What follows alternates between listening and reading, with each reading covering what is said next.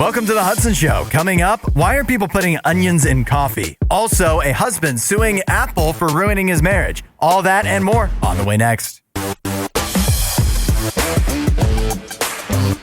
Hey, podcast fans. Thanks for joining us here on the Hudson Show from RadioU. And you found us at a good time because we got a great episode on the way. You'll hear from NayNay. He joins me for a food fight. And speaking of food, with July 4th coming up, this just makes sense that 5 Hour Energy is putting out a caffeinated barbecue sauce that you could use at your next cookout.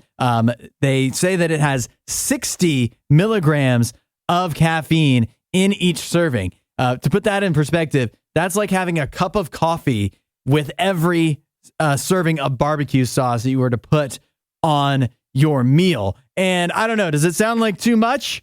Or does it sound like exactly what you need? Cookouts can be exhausting, especially if you're the grill master. That's a lot of effort you got to put in there. Maybe you're playing yard games, you're hopping in the pool. Like there's a lot of ways that your energy can just be sapped. Your focus can be depleted. And what you need, I guess, is a cup of coffee worth of caffeine in every dollop of barbecue sauce. You know what the crazy thing is? If you actually want to try this, they are giving it away 100% for free. All you need to do is have some good timing and go to their website on July 2nd, July 9th, or July 16th because they're doing free drops of this 5 Hour Energy barbecue sauce. Hey, if we're lucky, maybe we'll get to try it here on the Hudson Show. Got some good news for you Christmas fanatics out there. You know, yesterday was halfway to Christmas, which means that was the furthest away from Christmas we can be in the entire year. Now we're just getting closer and closer. It also means that we got the trailer for what I believe is the most expensive Christmas movie of all time. It's called Red One. If you haven't seen this, you should go watch it. Red One is coming to theaters November 15th. It stars Dwayne "The Rock" Johnson and Chris Evans as two guys that have to track down muscly J.K. Simmons as Santa because he gets kidnapped and they have to save Christmas. It's after watching it, let me put it this way. It looks like the worst movie of all time. Like clearly they spent a lot of money on it. It has a bunch of big names. It's Christmassy. It definitely has Christmas feel to it, although they're also going all over the world. They go to like the beach and stuff. They're in many different countries throughout just the 2-minute trailer, but it does have a lot of Christmas hallmarks to it. However, everything about it, the execution is just, it doesn't look like it's going to be good. There's a lot of moments in the trailer where I found myself feeling like Pert Hapley in Parks and Recreation, where I'm like, I don't know what you mean, but it has the cadence of a joke. That doesn't make it funny. They're trying there. There is a great line. All the actors are playing it so serious, by the way, which doesn't make a lot of sense because it's supposed to be an action comedy. Have some fun with it. They seem to take their roles very seriously. The best is when Lucy Liu, she also works at the North Pole.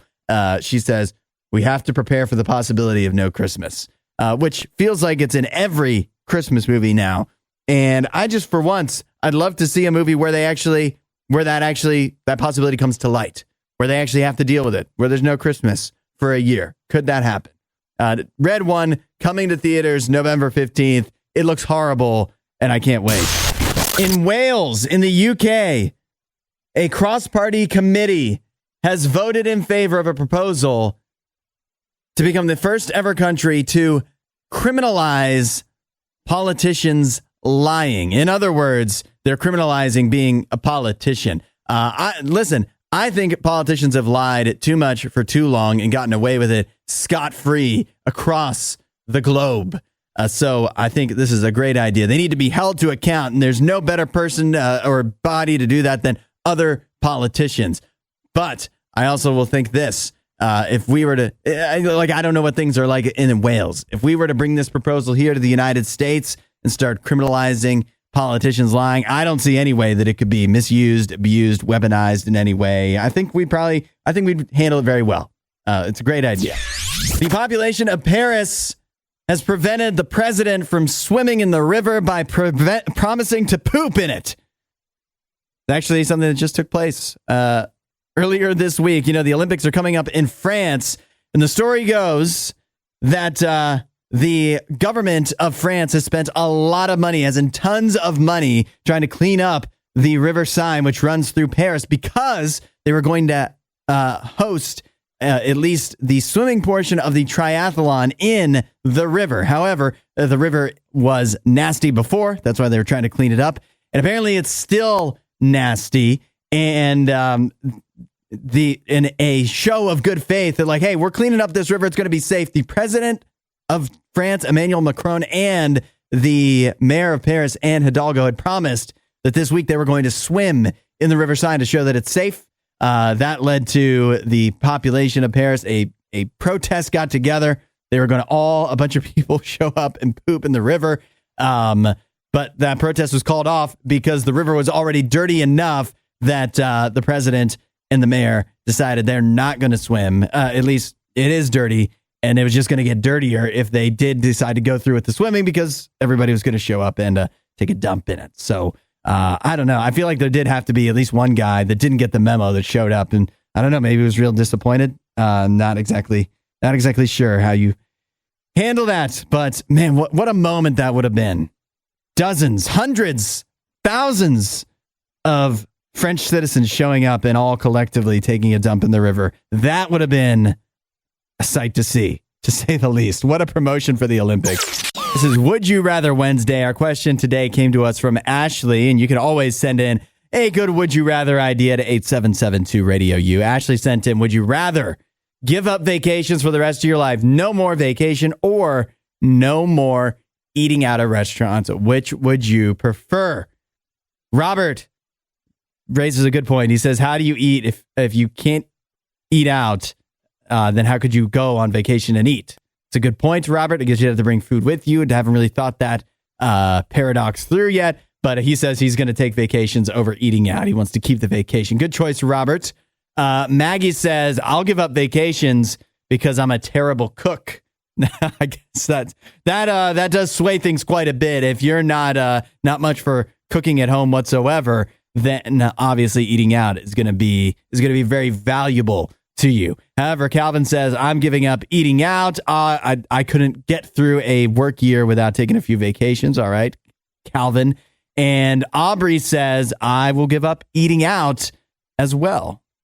Okay, so Aubrey going with eating out. For me, man, this is tough. These are two things that I love so much. And so let me buy some time by seeing what Regina says. She says, I guess I'm looking up copycat restaurant recipes, because that's the way she's going. Gonna have to start cooking at home instead of going on vacation. Yeah, oh man.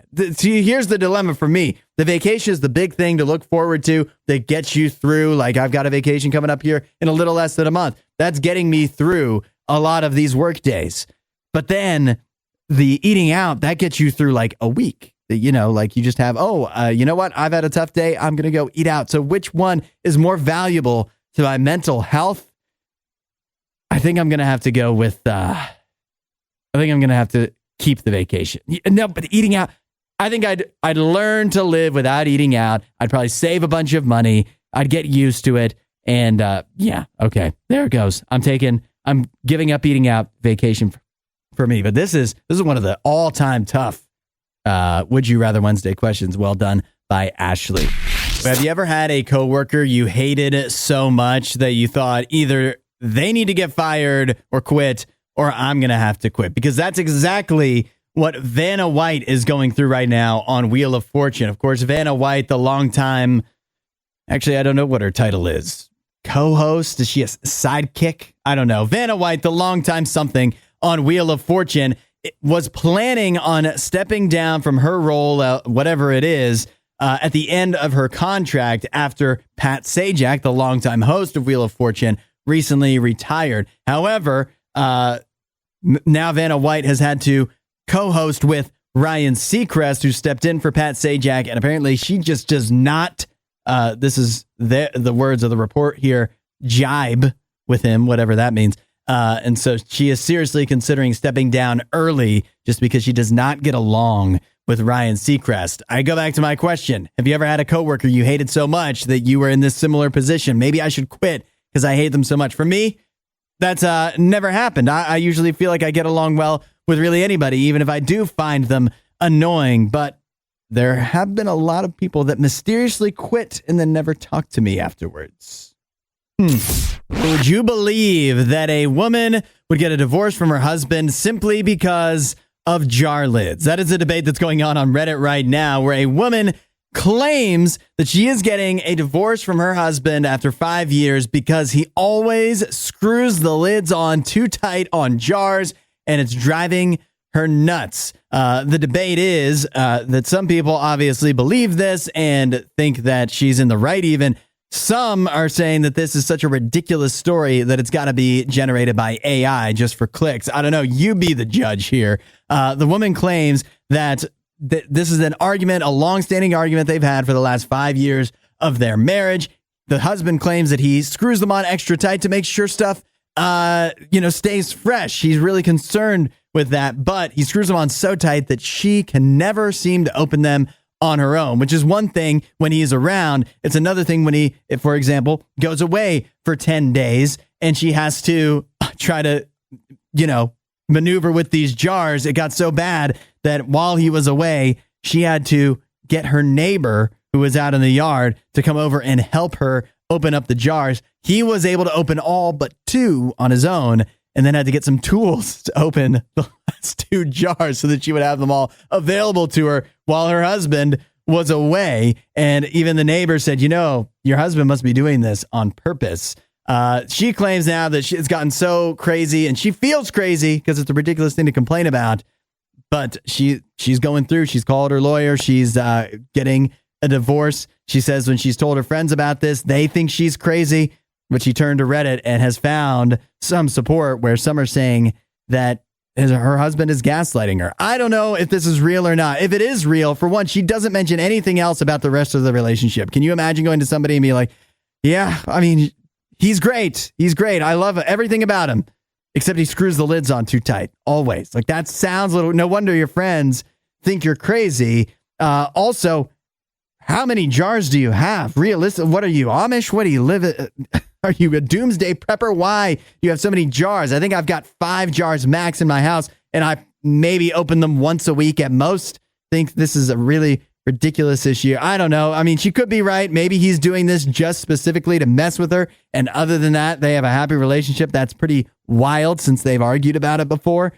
But maybe, I don't know, maybe he's just inconsiderate and also really cares about freshness. A couple of follow-ups on the jar lid divorce situation. This is a story that pops up on Reddit. A woman claims she's divorcing her husband solely because for the last 5 years, on and off, mostly on, he's been screwing the lids to all of their jars on so tight that she cannot open them on her own, no matter how hard she tries. Regina chimed in. She says, my husband does this. Before you think that Regina wrote this Reddit post, though, she said, I wouldn't divorce him, but when he is around, I do have to say, hey, Hellcans, get over here and open up these jars for me. Others saying that maybe the husband is doing this, and I actually relayed this to Regina. Maybe he's doing it because he likes to feel helpful when you have to ask him as the wife to open up the jar. It makes him feel like he's needed.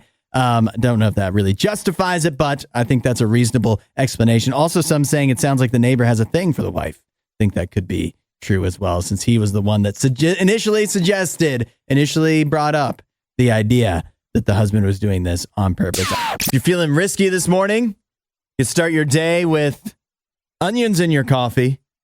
It's a viral trend going around on TikTok. Apparently, it is a thing that is actually somewhat common in China. It's part of a trend called dark cuisine. The idea is you put together bizarre, strange, unexpected, and sometimes unintentionally appetizing flavor combos, and sometimes they work out. In this case, rightly or wrongly, the spring onions in your coffee trend has been working out. And as a guy who has been known to, on numerous occasions, put Tabasco and other array of hot sauces in my coffee, this is messed up. You guys are wrong for doing this. Onions in coffee. Nobody ought to put an onion anywhere near my coffee. And I don't even hate onions that much, but keep them out of my coffee. In fact, doesn't that kind of sound just like a turn of phrase for somebody ruining your day? Like, geez, who put onions in your coffee this morning? I might start using that. Hopefully no one puts onions in your coffee this morning, figuratively or literally. Useless knowledge. Today's useless knowledge revolves around the Bomb Pop, one of the finest frozen treats there is, particularly one of the most appropriate as we approach 4th of July. Your useless knowledge question of the day today, since it is National Bomb Pop Day, what is the flavor of the white section of a Bomb Pop? Many guesses coming in. We heard from most people suggesting that it was lemon, which is wrong, although that might make sense. And since so many guessed it, that's probably what I would have guessed too, actually, if I'm being honest. If that's what we think it tastes like, I guess that's really all that matters. We did hear from Robert, who guessed coconut, which is clearly wrong. Robert, I don't know what kind of Bomb Pops you're eating. Do you even know what a Bomb Pop is? Because coconut is definitely not it. But we did have a few people getting the correct answer in, including it looks like Jamie is the first one who was able to correctly determine that it is lime. A traditional Bomb Pop is red. That flavor is cherry. Makes sense. Then you have the white section, which is lime, apparently. And lastly, the blue section, which is, of course, blue raspberry. Side note, do blue raspberries actually exist, or is that just something that's in Bomb Pops and like soda? When I was growing up, I haven't seen this in a long time. I don't know if it still exists, but there was a soda, a pop, a different kind of pop that we loved. It was called Blue Raz. It was blue raspberry flavored. I'm sure if I drank it now as an adult, it'd be much too sweet and nasty. They probably didn't make a diet version of that back in the day. I don't even know what store that was from because I'm pretty sure it was store brand, but that's all neither here nor there. That's not the topic of conversation. The topic is Bomb Pops. And so talking to Bomb Pops, do you care that the Bomb Pop was invented by D.S. Abernathy and James S. Merritt of Merritt Foods in Kansas City, Missouri on July 30th, 1955? I love that they not only know the year that it was invented, but the specific day, as if someone was there going, gentlemen, mark this down. This is an important day for history. The day we invented the Bomb Pop. And then the Firecracker Pop, not invented until 1989. That is Popsicle's competition to the Bomb Pop. So much Bomb Pop info. If you see any kids running around on July 4th carrying Bomb Pops, now you can bore them with all of this stuff I just relayed to you. What's the maddest you've ever gotten over a video game? Be honest, we've all probably overreacted a time or two in the heat of an intense Fortnite battle or Madden game and something doesn't go your way. Have you thrown a controller? You've broken anything? For me, this is so embarrassing because it's a much lower stakes game. But once I got really upset, I was playing through like Rock Band and I was playing drums and it was just not working for me. And I wound up throwing the drumstick and it got stuck in the wall. So that was a deposit. I wasn't getting back on that apartment. I'm not proud of it. But at least I didn't do this. I have a guy here in New Jersey who got so upset over a video game that he flew from New Jersey to Florida and tried to attack a man with a hammer. He is now been charged. The guy's name, Edward Kang, 20 years old, charged with attempted second-degree murder. Fortunately, he was only attempted and it wasn't succeeded second-degree murder, but he tried to kill a guy with a hammer because he was so upset about their interaction in a video game. And think about all the effort that he had to put into this. He got mad at the game, and he's like some people might, slam something in the room, break something, whatever. No, he is like, no, I'm mad. Let me buy a plane ticket. Let me grab my hammer. Let me get on this hours-long plane ride with a hammer. I guess they let you bring those on planes. Let me go to this guy's house, get a hotel, and try to kill a man with a hammer. That'd be messed up. The video games let you do many things you couldn't do in real life. Nobody, even in a video game, is like, I wish I could kill somebody with a hammer. That's messed up to do in a video game. Forget about in real life. And I think this guy, you know what he's going to need? He's going to need a cool down period. We're going to open up the Hudson hotline for this one. 877-2-RADIO-U. The question is if you had to fight a cereal mascot, which one? Which cereal mascot do you think you could beat in a fight? This was just asked of me. I don't know what it was inspired by. Maybe it did jog my memory of the Unfrosted movie. A lot of cereal mascots in that one, the Pop-Tarts movie with Jerry Seinfeld on Netflix. So which cereal mascot do you think you could beat in a fight? I'll tell you right now, I know one that I absolutely could not, and that is Tony the Tiger. For one, he's a tiger. For two, he's not just any tiger. He's jacked for a tiger or a person. Tony the Tiger in great shape. He would destroy me. That is a guarantee. However, there are a few I have in mind I think I could take. Yes, multiple cereal mascots that I think I could handle if it came to fisticuffs, but I want to know what you think. 8772 Radio U. Which cereal mascot would you feel confident about taking on in a fight? People have thoughts. We heard from Alex chiming in, who says the Cinnamon Toast Crunch mascot. Fairly certain I could win a fight against a small bit of cereal. Yes, the Cinnamon Toast Crunch mascot, it's at this point, right? It's emojis that are Cinnamon Toast Crunch. So you just win by eating them. I think that's a go-to. And if you remember before that, they used to have this like little tiny chef guy that was cooking up the Cinnamon Toast Crunch. Also easily beatable. Billy says Captain Crunch. That dude must be 90 years old by now, and he never even got promoted to Admiral, so he can't be overly competent in the first place. I don't know, though. Captain Crunch, he's got a ship. He's got cannons. I would have to assume some kind of weapons on there. Does he carry a sword? I don't know if I'd feel super confident against Captain Crunch. Crystal and Leo both got in saying the Trix Rabbit. Leo says no. He actually mentions no cannons, claws. Which characters have claws? Stingers.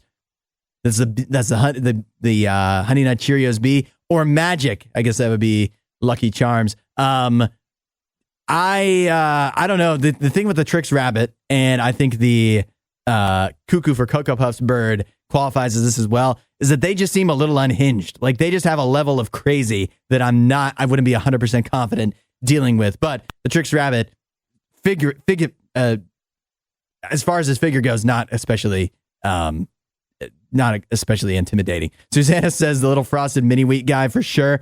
I'm going to level with you, Susanna. I have no idea what you're talking about. Patience says the leprechaun from the Lucky Charms box. He doesn't seem that tough. But as Leo pointed out, magic.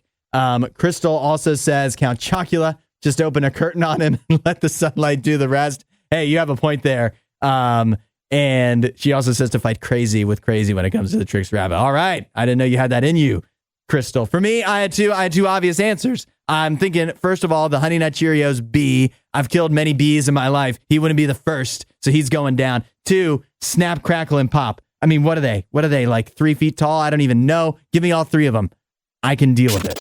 What do you get when you cross a Honda Civic and mixed martial arts? You get Card-Jitsu, which is actually a real thing, a real sport. Well, I use the term real loosely, but you can actually watch Card-Jitsu. There's a championship for it and everything. And the idea is it's 2 people sitting side by side in the front seat of a car, and then they fight jiu-jitsu style to find out who wins. Now, from a competition perspective, this doesn't sound like that much fun, but from a practicality standpoint, it actually makes a lot of sense. Think about it. If you get a black belt in any kind of martial art, where are you doing that? Where are you practicing? In some kind of gym, a dojo, I guess, on like padded mats, and you're wearing the outfit and whatever. Realistically, if you ever have to use the martial art that you learn, it's not going to be in a gym. It's going to be like out somewhere, maybe like in your car when a hitman tries to kill you or something like that. Like it's a movie. So practically, Card-Jitsu makes a lot of sense. Now, that said, if you're expecting it to look like fights in movies, like some kind of scene out of James Bond, no, it is much, much lamer than that. Oh, and by the way, the reason I learned about this is because you can now bet on it in New Jersey. They just made that legal. Who the heck is trying to bet on Card-Jitsu? Because either they have a massive gambling problem or they know something. They've got a tip, and they're going to make a quick $5 because I can't imagine the limits are very high. Love them or leave them on the Hudson Show. If you ever got a relationship quandary that you need some assistance with, let us help. Send it into 8772 Radio U. And if you have some good advice here for this situation, get ready at 8772 Radio U. Here's what we've got. A guy who says It really annoys me that my girlfriend spends so much time on TikTok and takes advice from women on there that clearly have no idea what they're talking about. Yeah, doesn't she know she should be getting her relationship advice from the Hudson Show? He says on top of that, she compares what we do to what people on there do, acting like our life and relationship isn't good enough because of what she sees on TikTok. She's constantly trying to craft her dream house, vacation, car, etc., all from TikTok. I think wouldn't that time be better spent putting effort towards something profitable to achieve those dreams rather than just sitting there watching it? I just don't understand it at all, and I'm not sure what to do. Feels like this is relatable. Surely someone out there has gone through something similar. 8772 RadioU. You got a significant other that spends way too much time on TikTok and maybe takes all the advice and stuff they see on there a little too seriously. What do you do?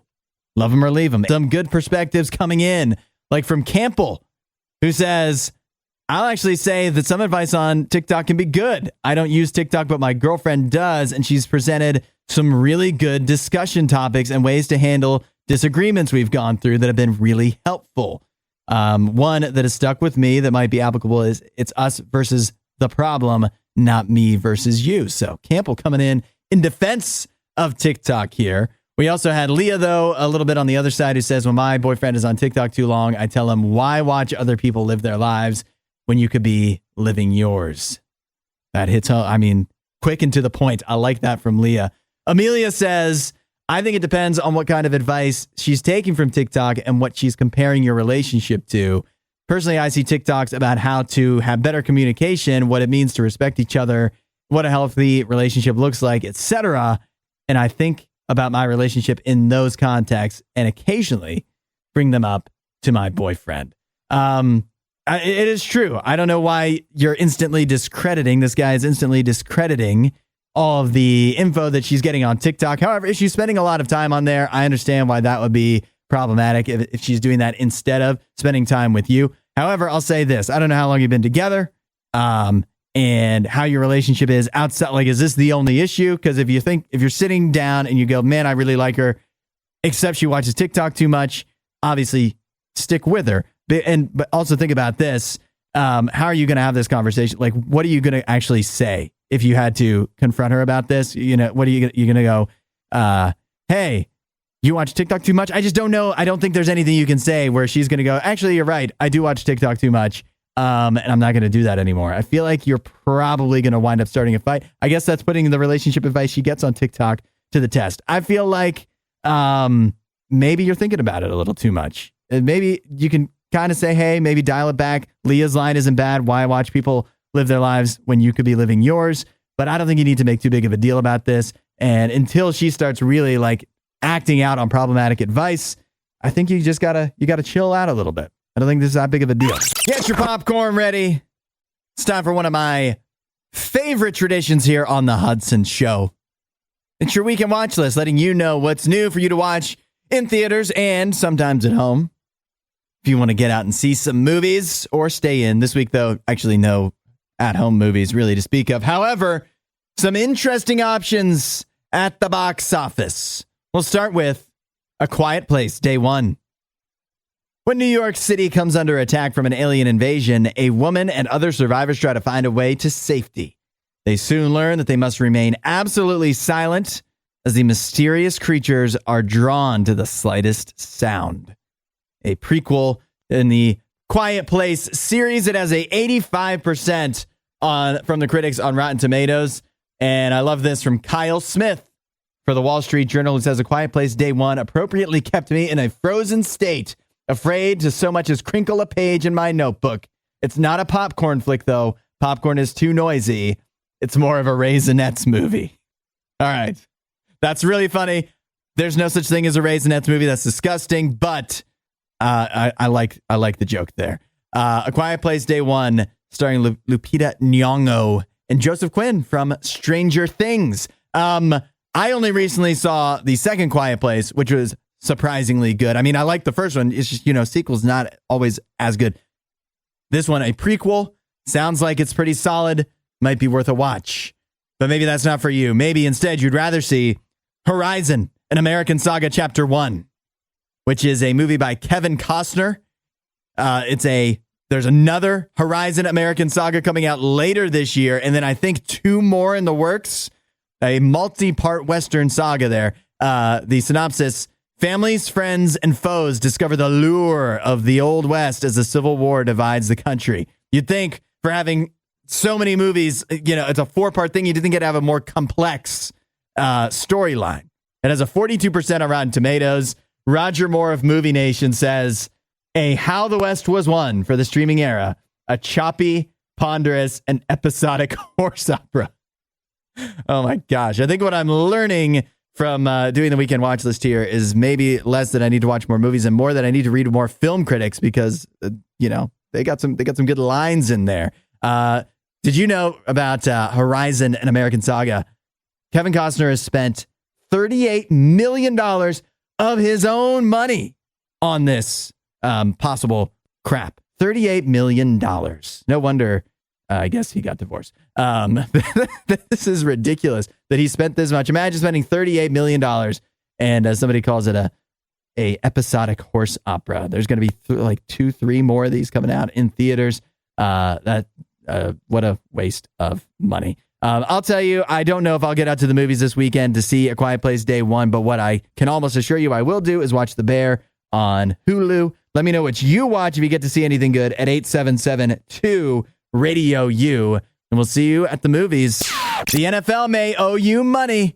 That's right. Yesterday, a massive verdict was reached by the jury in a trial the NFL has been going through along with DirecTV for conspiring to fix the price of NFL Sunday Ticket, driving the price up and basically bilking their fans and bars as well, restaurants, out of a ton of money by forcing them to pay for NFL Sunday Ticket if they wanted to show or watch out-of-market games.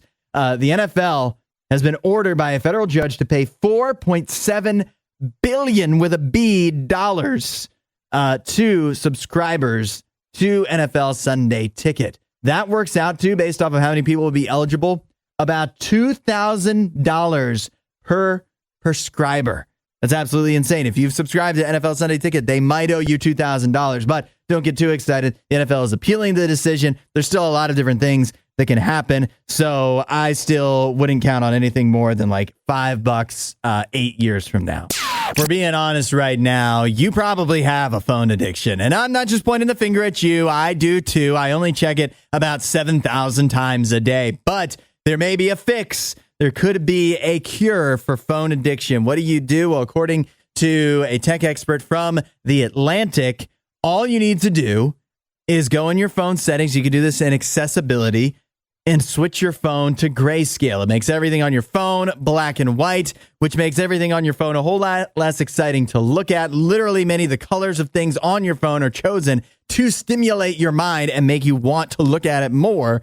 And so if you switch it to grayscale, that actually should be able to curb your habit of looking at your phone. However, I will say this, that I've tried this before, because your phone, at least for me, mine has like a setting that's like bedtime mode. Once you hit a certain time where you need to go to bed, to try to stop yourself from looking at your phone, you can have it set at a certain time to turn off notifications and switch to grayscale. And I've had that turned on for a long time, but you know what happens when it's like 10:30 and I need to get up early the next morning and I still want to keep looking at my phone? I just pause that. And so this isn't, you have to really commit. You still have to commit. But I do think the grayscale idea has some legs. Give it a shot. Let me know how it works for you. Oh, hello, NayNay. Thanks for joining me. Yes. It's a lovely rendition. Thank you. I'm trying to get in my patriotic mood here for what we have planned here. I see 3 cups in front of me, and the only colors are red, white, and blue. So I imagine this has to do something with the 4th of July. Yes, well, the 4th of July coming up, Independence Day. And so we got to get patriotic here, and we're not the only ones getting patriotic. So is Mountain Dew. They are the originators of our food fight today. Wait a minute. Aren't you Canadian? I am Canadian, yes. And by the way, don't forget. So what do you do? Don't forget that Monday is Canada Day, and we're going to be celebrating that in a different way. They have one of those? They do. Oh, well, that makes sense. But look at, can't tell you the flavors, but look at these Mountain Dews. They've got 3 new flavors out for the summer that are red, white, and blue. And when I say red, white, and blue, look at how red, white, and blue these are. Red for RadioU and blue for the Dallas Cowboys. That is boom. That color of blue. It's a deep blue. It's a deep sea blue. It's an unnatural blue is what it is. Impenetrable. Yeah. Which color would you like to taste first? So red, white, and blue. I want to try blue first because Dallas Cowboys. Okay. Because that's the only right way to do it. Blue it is. Oh, it smells good. I don't even know what it smells like, but I know it tastes candy. good. Some kind of candy. Oh, and it tastes like candy. Let's see what it's supposed to taste like. The blue Mountain Dew is, I love the name. Let me guess. The name or the color or the taste? Wait, hang on. Is my tongue blue? No, it did not. Is my tongue blue, guys? Yes or no? Comment in the chat or text in 877-2RadioU, whichever one. I think this tastes like one of those, those red, white, and blue popsicles that you used to get like at the grocery store and stuff. That's what I think it tastes like. What is it? Okay, it's called Liberty Chill. I bet the camera will switch. It's called Liberty Chill. I feel like our Liberty did everything but chill. Me personally. And you would never guess what the flavor is because it has 50 flavors in one. Does it have 50 grams of sugar in it? Because I'm feeling a rush right now. Close, 77. Oh my God, it has more! It has more than that! What? Oh my gosh. I mean, I'm not surprised, but my goodness. Yeah, that's the last thing you need. I know, right? It's the last thing I need is more sugar. Ask my mom about that one. Okay, so you're telling me we're now going to be drinking 3 different kinds of this with 77. But we are drinking whole bottles of it, so. The next one is the white one. The white one smells weird. I actually don't like the smell of this. Yeah. It almost smells like body odor. In a weird way. Okay, it doesn't smell like body odor, guys. It does. It smells like it smells like some type of peach flavor. Oh, you're right, but not like good. Not good peach. I'm not a huge fan of peach. Just not a huge fan. You know what? I don't mind the taste actually. On second, that's just notice the smell. how I drank all of the blue one and I had 1 sip of the white flavor. I don't know what this one is. Hudson, let me know because this does not taste as good as I was expecting. The white one is called Freedom Fusion, and it is due with a blast of lemonade and peach and other natural flavors. Wait, I did peach in it? Yeah, you got the peach. I don't know if I would have actually nailed that. Thank you, my taste buds, for not letting me down this time. Well done. Freedom Fusion Mountain. Actually, I'm telling you. I felt like I was still in change, though. I didn't feel very free drinking this. I didn't like it at first. But it's growing on me. It's not growing on me at all. I don't like it. All right, last one is the red one. Save the red for last. This one will be good.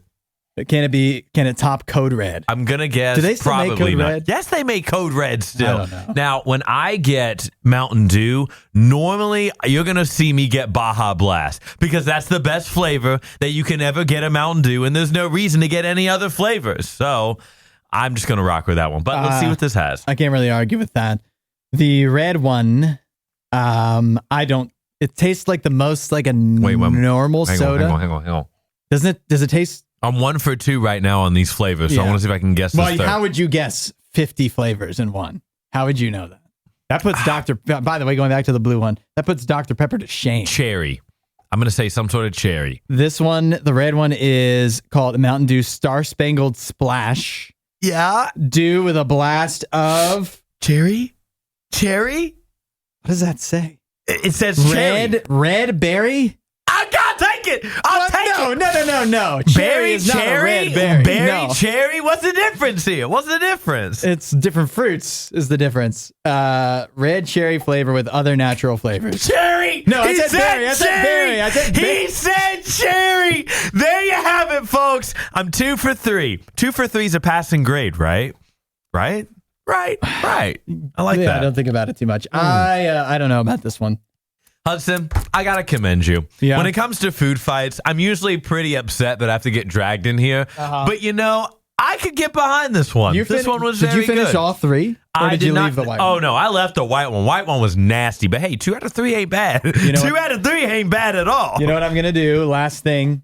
Are you pouring them all together? Yeah, 50 flavors wasn't enough. Let's do 52. Now it just looks like some nasty purple concoction because you've got the blue and the red, which kind of made it purple, and then the white just makes it a lighter version of purple. There's nothing patriotic about this version of it, but we're going to try it anyways. Sugar-wise, it definitely is. My goodness. Yeah, I don't know if you need to do that, but... Good, I won't. I don't plan on it. I like the white one. You don't like the white one. That we continue to be nearly 100% opposite when food fights are involved. Well, you can have all of that to yourself then. I won't take it. It's the Hudson Show.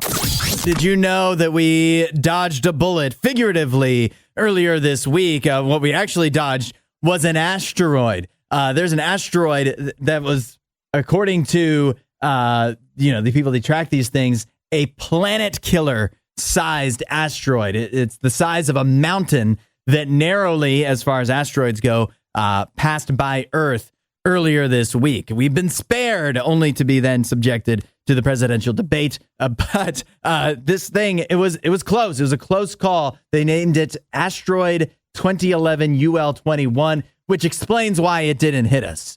Because we're Earth, we're humans, we're not going to get destroyed by an asteroid called Asteroid 2011 UL21. That'd be so lame. If we're going to get destroyed by an asteroid, it's at least going to have a cool name, right? Like, I don't know, Boris the Wrecker or something like that. That's what I would call it if it was going to destroy us. Got a tough case on our hands here. You can weigh in with your verdict at 8772 RadioU. We have a man in the UK who is suing Apple, as in the Apple, makers of the iPhone and many other devices.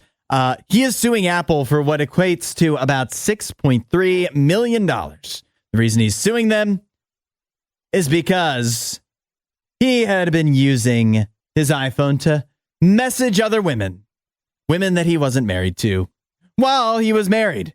And eventually what happened was he was deleting the messages off of his iPhone. But what he didn't realize, he claims, is that the iPhone synchronized with his family iMac. And so one day his wife logged in to the iMac and found years of these messages that this guy had been exchanging with other women.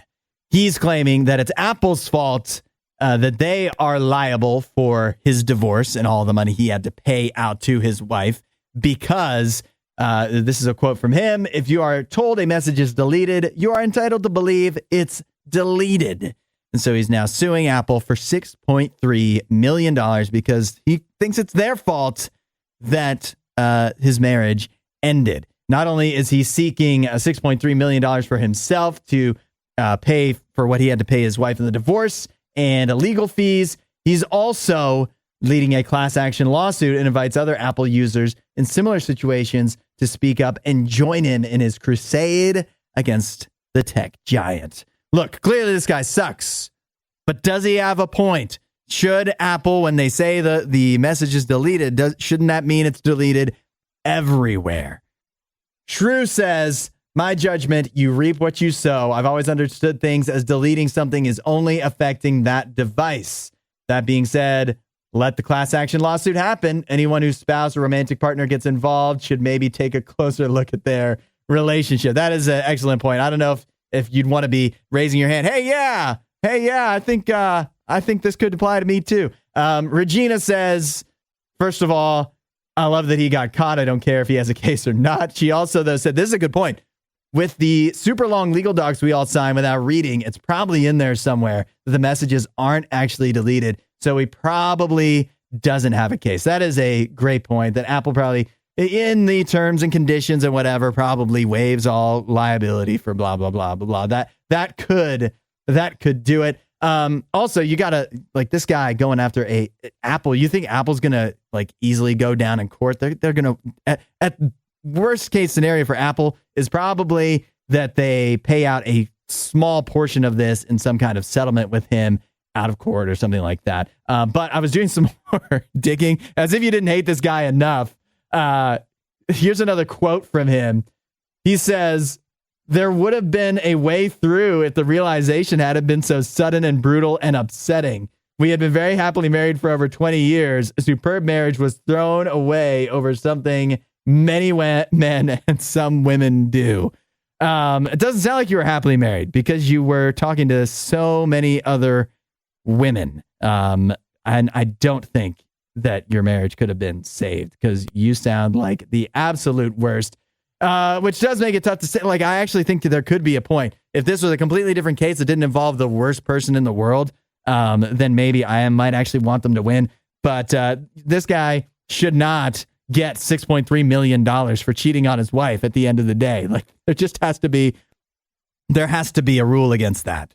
Case closed. We just had the very first presidential debate of 2024. It's really happening. We're going to be picking a leader here coming up in a couple of months, whether you like it or not. And it does remind me, like this is a huge decision. Anytime you're picking a leader, particularly when it's the leader of the entire country, it's so important. And for me, I actually do spend a lot of time thinking about who I'm going to vote for, whether it's for president or otherwise. I take it very seriously. And I have some things that, to me, and I think most people are like this, if you take some time to think about the leaders that you want them to what? You want them to like kind of represent your morals and values, have kind of be on the same page in that regard. And when it's a leader you're talking about, you want them to be able to handle the weight of so many people looking to them to make decisions, be able to make good calls, good decisions with a sound mind when the time calls for it.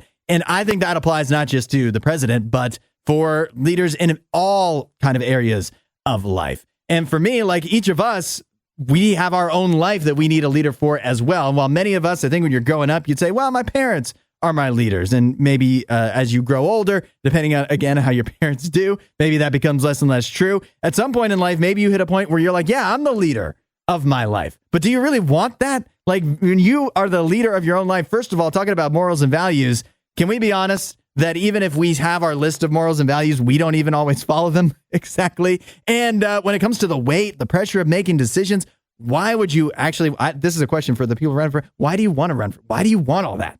Like, you could just not. You could not have to make decisions for everybody. And for you, you could not have as much weight on yourself to make every decision and have it all come down to you, because that is a lot of pressure. But the good news is God is ready to be the leader of your life. Jesus is ready to lead, and he can handle the pressure. It's a lot of weight to take that on, to be able to be trusted when it comes to decisions, important areas of life.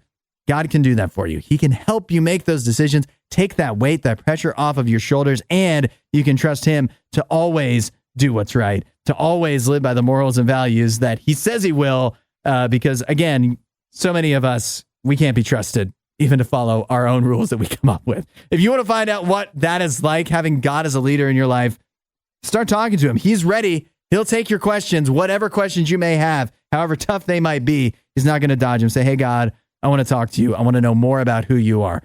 Start talking to Jesus. Let him talk to you. Check out RadioU.com/free gift. The Hudson hotline is open.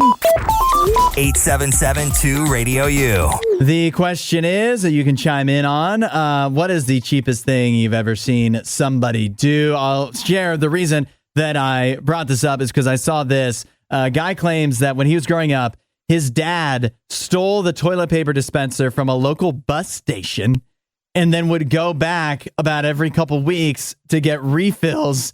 And not only that, but when they would install a newer version of the toilet paper dispenser at the bus station, he just repeatedly was taking the toilet paper and the toilet paper dispenser from the bus station, which is absolutely unhinged behavior. But I've gotten some good responses coming in here of the cheapest thing you've ever seen somebody do. I've got somebody here. This is absolutely nuts. This is Adam, who says, my stepfather ate an entire packet of rancid ham when I was growing up. When I was a child, I did not want to make a sandwich with the ham because I told him that it was spoiled. but he went nuts at me for defying him and saying that it was, out of date. And to prove it, he ate the whole thing himself. And eventually he wound up getting food poisoning. So I guess he got what he deserves there. Another good one coming in from Angela. This can't be true. She says that my dad used to water down ketchup towards the end of the bottle. I ended up squirting tomatoey water on some fries without realizing it. Totally ruined them. That's like Great Depression behavior right there. Watering down the ketchup like it's a bottle of shampoo. Oh my gosh. Thanks for listening to The Hudson Show. Please don't forget to rate and review the podcast.